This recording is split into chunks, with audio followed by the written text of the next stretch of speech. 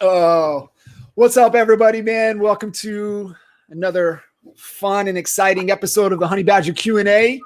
Got Mr. Jay Kinder from the Puerto Rico. Digging that sign, man. That looks good. Man. A little Honey Badger Nation love right Honey there. Badger Nation. Love it. I love it. Man, oh man. I know we got a missing honey badger floating around out there. Hopefully he'll jump in and join us here soon.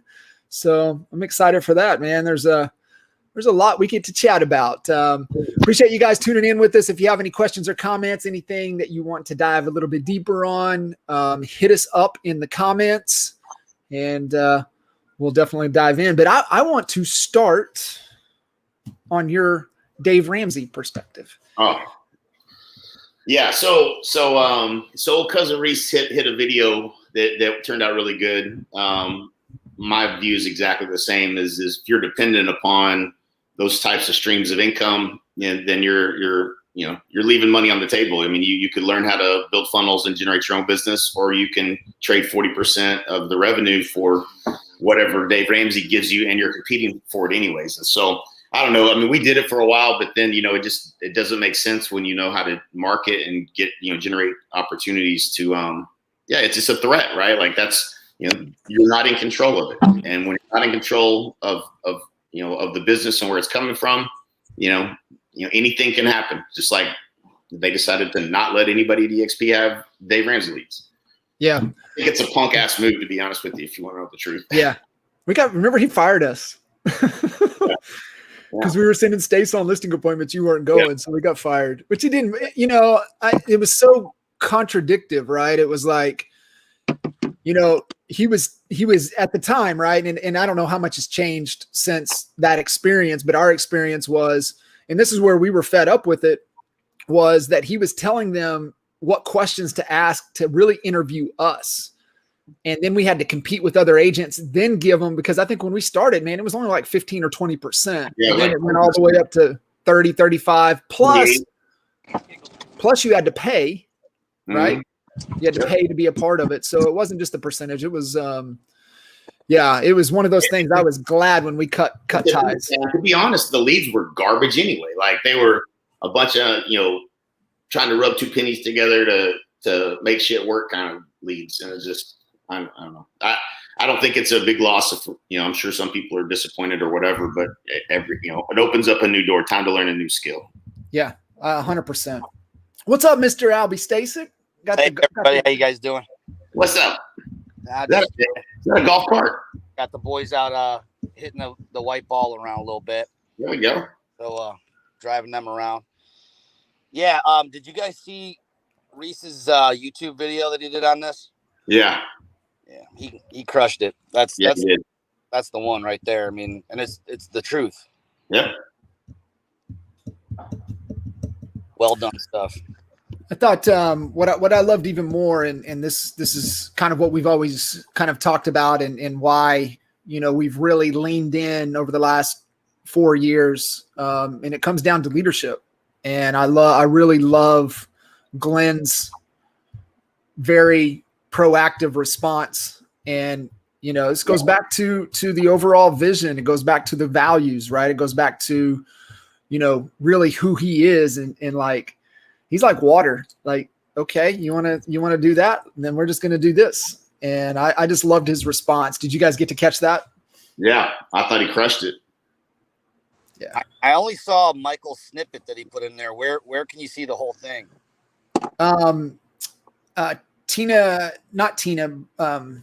Tina's husband. Why is his name slipping my mind? Tina Call. He posted it in the Honey Badger group, the whole post. It was short, like 3 minutes, but he broke down. They were in the lab. They were cooking it up, and they didn't hesitate, which was really cool. I love that. Albie, you at the home course? Yes, sir. I love it. That's awesome. That is awesome. Hey, I got to, man, I don't know the details on this, but did you see Nick Good was telling me JPAR sold? Did he? Yeah. I I just talked to he's out here and he's in BVI right now. Him and Utility Concierge. I've lost it. Anyways, I can see his face. I can see his face. I could always see his face for beard or no beard. But yeah, anyways, they were out there together. So yeah, I'm sure he was celebrating something. Yeah, Nick had mentioned that a couple of weeks ago and said that that they sold. I don't know the details or who they sold to, but you know, Well, good for him, man. Yep. Good for him. What's up, everybody? Thank you guys for jumping in, getting to hang out with old Cuz and Albie Stasek. If you guys have any questions, anything on your mind, throw it in the comments. We work best when you give us what you're thinking. So definitely love that. Speaking of thoughts, how well do you think the little marketing event went off Sunday night in Miami with Mayweather and Logan? A lot better than Triller. Oh, I was laughing. I was thinking the whole time. I was like, I wonder what Jay's thinking about this. Yeah, it was way better than Triller. I mean, but it was actually a pretty entertaining fight, to be honest. I mean, you know, obviously being an exhibition and no winner being, you know, called is, you know, always suspect. But I thought it was good. Yeah, I thought he did a good job. I thought he did a good job. He held his own. Dude, he was smart. You know, he had the jab, he had the weight, he just leaned on him. He had a good strategy, I thought. So no, it was good. It is what it is, right? It's Mayweather. You knew what you were going to get. Yep. He looked like ran out of gas like 2 rounds in. Actually, one round. I tell you what was pretty cool too. Did you Ocho Cinco kicking the whole event off, man? Just he's like, bucket list, man. I'm just living. And you know he has 0 F's given. Anybody who changes their name to Ocho Cinco. I've been listening to Tim Grover's new book, Winning, and he talks about that, right? He said you just got to win, you have to flex that id-gaff muscle. That's what he calls it. Yeah. He said you just got to constantly flex the id-gaff muscle. True. I'm like, yes, sir. Yes, sir. No, I thought it was good, man. I thought they, definitely the hype. What were the projections? Mayweather was probably going to take 40. Yeah. And then Logan was going to get about 10. Something like that. Not a bad day at the office. Not a bad 24 minutes. Yeah. Not a bad 24 minutes. Hey, Albie, man, I've been wanting to ask you. I love your insight on how y'all's campaign is going with the instant offer and downsize and really that campaign that you guys have been running. Yeah, we're dialing it in. It's working. We're listing houses. I think we listed 3 in the last 10 days or something like that. And of course, like just like anything, you go out and meet with some of these folks and they're not ready yet. So we have a huge pipeline of sellers who, have raised their hand. We met with them. The timing isn't right just, at the moment. But, the hard thing to gauge with it is that because we're doing something that's really not scalable to everyone, which is TV, what I'd love to do is have stats to show with, stuff that came from Facebook ads or Google pay-per-click versus, that's coming in from TV. From the TV, yeah. But definitely the campaigns, it's a winner. We're listing houses from it. We're not stopping, I can tell you that. That's good. Yeah. No, it's awesome. I've got a few folks across the country that are kind of modeling that. Obviously, not being able to get into the TV audience, but that are going, just utilizing that as an offer.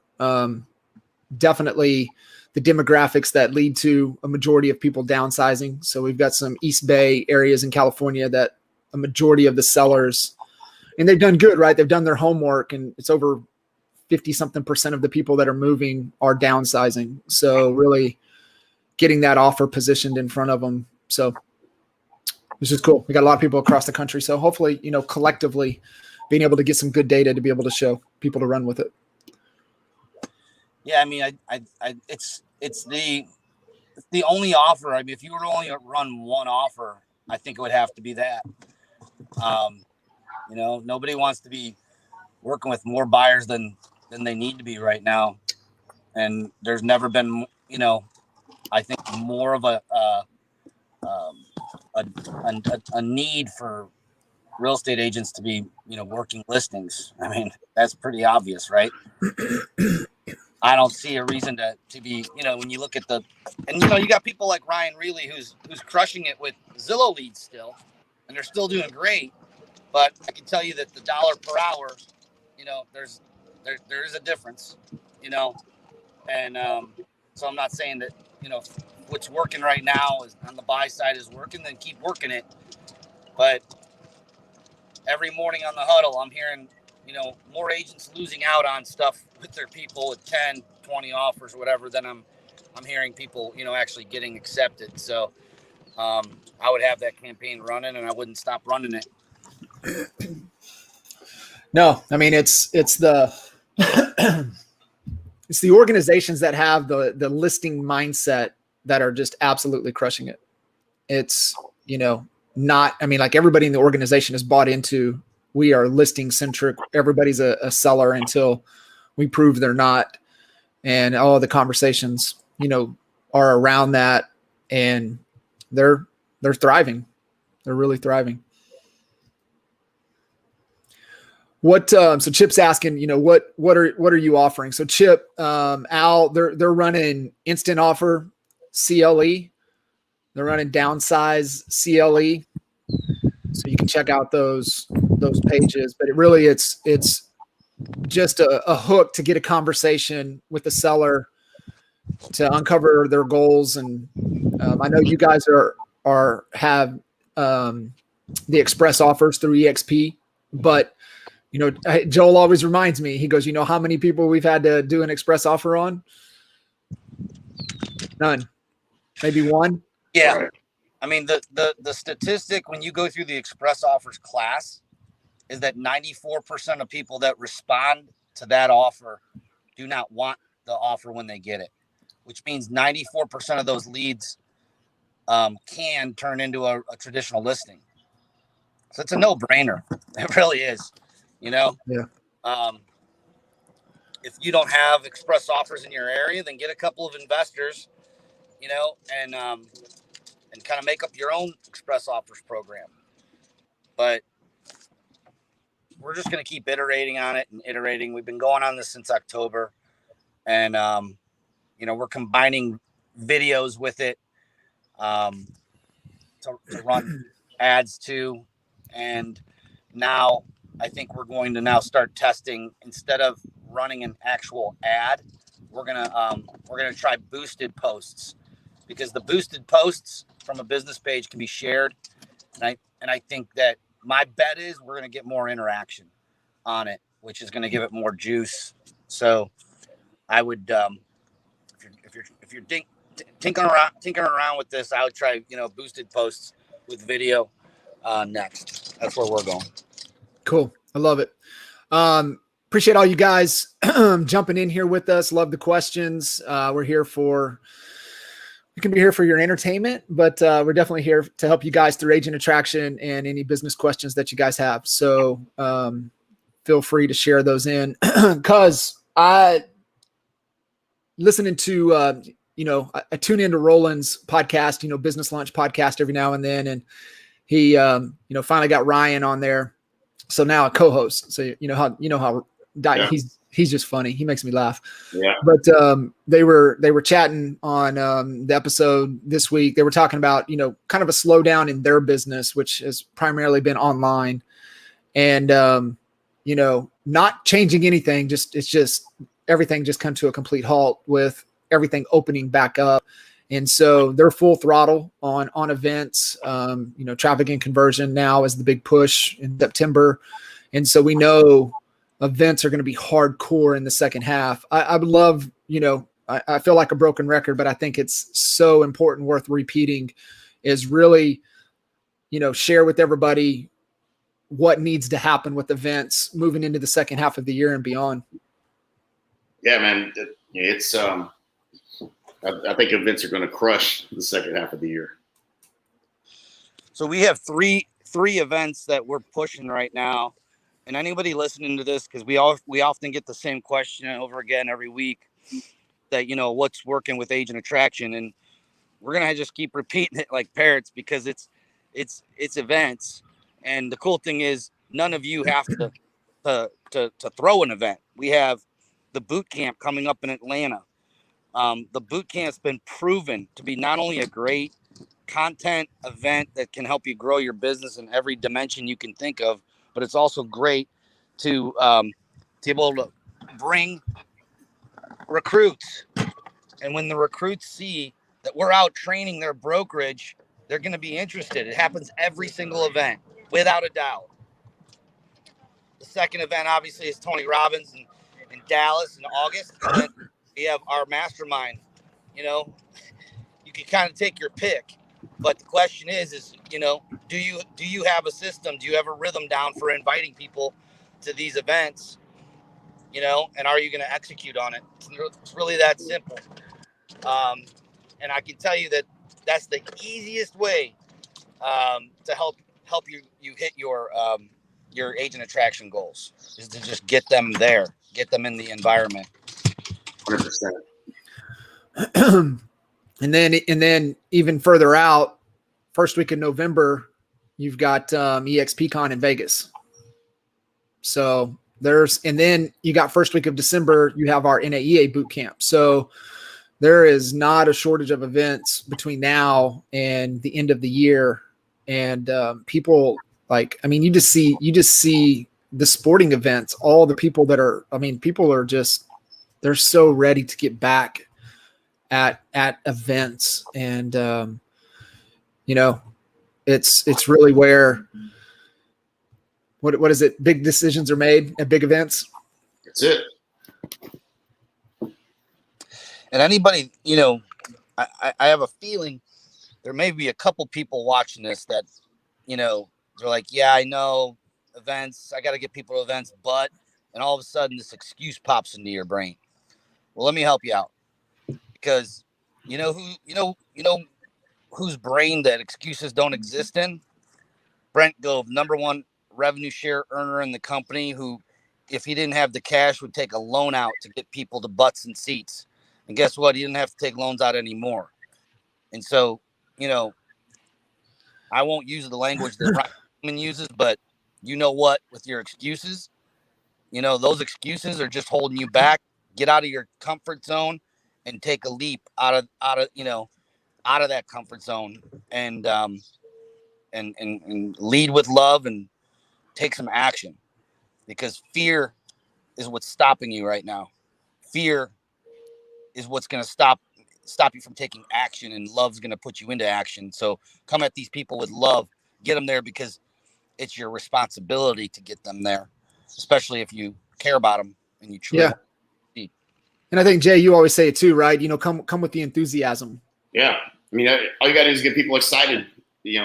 People gravitate towards, people who are excited and enthusiastic. Enthusiasm sells. Get them excited and get them to the event. The event will do the heavy lifting. What Deanne's asking, what is just give an example of, this is kind of how you would approach it, talking to a potential agent, recruit, getting them excited to come to an event. Is that a question for me? Either one. Just kind of give a. Well, here's what I've been doing. I've been calling or texting, an agent that I've already been engaged with. Maybe they said no, and I just come at them and simply say, hey, what can you look at your calendar for August 17th, 18th, 19th, and tell me if that's open. And if they say yes, I say, okay, well, how would you like to see Tony Robbins? It'll be the best real estate event you've ever attended. I guarantee it. And here's the best part: the ticket's on me. All you gotta do is get there. And of course, we booked rooms out too, with a block of tickets and rooms. And that's exactly what I've been doing. And I don't think I've gotten one no. Which tells me I just need to be asking more people. Right. 0. If I haven't gotten no's, I ain't asking enough people. But I take that back. I have gotten some no's because they were unable to because of family vacation or something like that. But and here's the good news. I have a call today that I'm recording with James Stroop at 4:00, and I'm going to have him break down exactly what they say, how they do it, the entire system. I'm recording it, and I'm going to make it available to everybody when it's done. We're going to dig into for inviting, and we're going to dig into handles to the luggage stuff so that you can just like take it and go with it. And I'm also going to go into what his ISA does on them, because they have an ISA like we do that's setting them up with agent appointments. So if you're at a point in your business where you can fill that higher in a leverage point, we're going to find out what Big Factor and EXP is doing right now, all in one call. So buckle up and look for that recording. I love it. I can't wait. That'll be fire.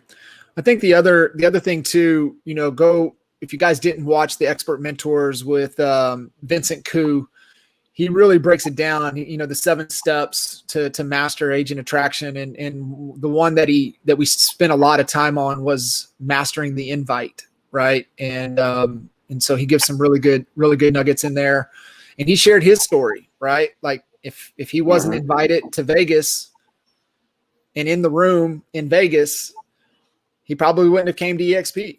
Yep. And so it's really, really good. And, the more stories like that you can hear, I think it also gives you the belief, and it also then stories that you can share as well to get people in the room. But yeah, I mean, the invite, and I always laugh, right? It's offers minus no's equals yeses. And if you're not getting enough yeses, it's because you haven't made enough offers, and that works. I mean, that's just a principle. So if you're not getting enough yeses to join you, it's just because you're not asking enough. So ATL, they already have 73 registered and have not done any promoting. That's all just internal word of mouth. That's awesome. Amazing. Yeah, I heard that today on the huddle, and I was just like, man.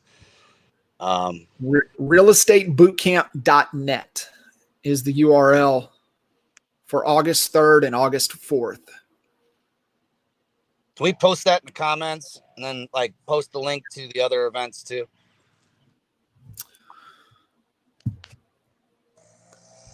I can't from here. Jay, if you're in, maybe you can post it. Or whoever's listening in, if you guys wouldn't mind sharing, realestatebootcamp.net.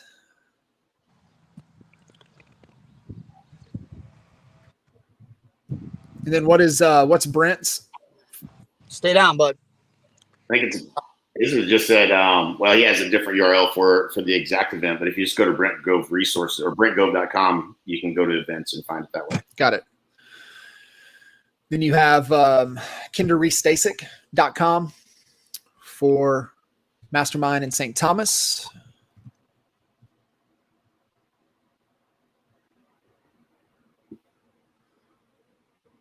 Fantastic. Exciting. Is that what you guys both feel is the number one thing that agent should be doing, is focused on inviting? I think, yeah. I mean, I think that's for the heaviest, for the people that are the hardest to get. Yes, that's it's unequivocally no thing you can do that's better than getting them to a live event. Not only that, but it's the easiest thing. Right. What are your thoughts? And this is just chatting with Nick, kind of his growth strategy for the team here in Dallas. I think he's leaning towards the strategy of back into kind of like a double your business event to grow his team. You think that's still a really strong strategy if you're at that level, you're trying to grow the team? And Al, you can probably speak to this as well. Yeah, I mean, it kind of depends. I mean, sure, you're going to get some people that would be a good fit for your team. I think you have to expand the thinking that there's a lot of people in the room that isn't ever going to join your team, but might be willing to entertain partnering at EXP. Sure. So, I know that it works. No question about that. Adding value, keep adding value is going to be a good strategy. So yeah, I mean, I like that strategy, to be honest with you. If you can teach content, you can add value, and then flip that to, a partner with us pitch like we did, then it's gonna convert. It's gonna get some people interested. And a guy like him can, right? Yeah. So I think it's the right strategy. Because you just checked a lot of boxes there. I concur, and I think that when Joel and I decided to do an event every single month in Northeast Ohio, and we executed on it. This was 2019, before COVID hit.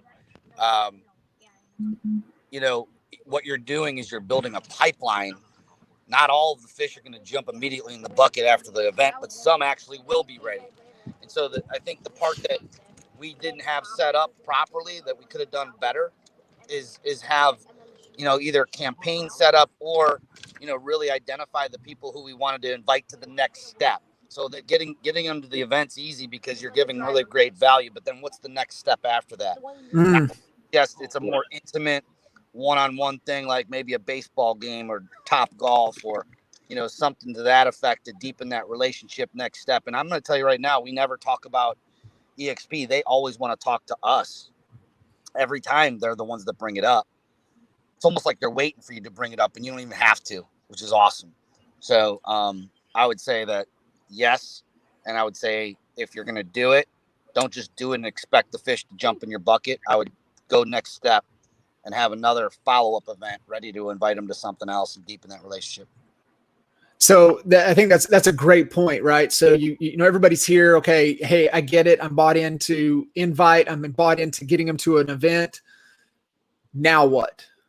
So what's that next step, right? What's the next follow-up? What would you say? Cause we know we've done events for people and they never freaking followed up with one damn person. Yeah, I think what Al said is spot on. The call to action at the event is anybody who's interested, schedule a call, right? So then you at least know who was interested. Then you can from there determine which one of those people are actually open to moving brokerages. And depending on how you lay out your content and you make your offer, that's going to look different depending on what that looks like. But that's how we did every one of them, and that teed up. We knew then who were the people that were the most interested, and then from there, you follow up accordingly.